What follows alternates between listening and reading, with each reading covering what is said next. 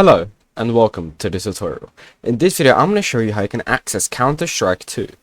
Now to start off you need to open your Steam account. As you can see, I've downloaded Counter-Strike Global Offensive. And your playtime here will tell you how many hours you've played on Counter-Strike Global Offensive. Now the minimum requirements, I'm pretty sure, is to play at least 200 hours. Now if we go and we scroll down all the way to the release notes for Counter-Strike 2, and we scroll all the way down into these release notes, this will tell you a limited test. This is where it is the next era of Counter-Strike.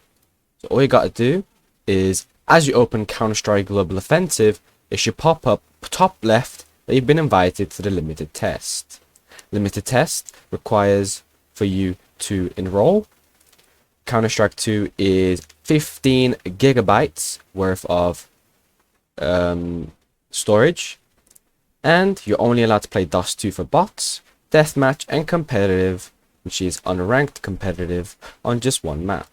And the more they keep going, the more they're going to add updates and more maps, etc, etc. Thank you so much for watching. If you enjoyed, please like and subscribe, and I'll see you soon.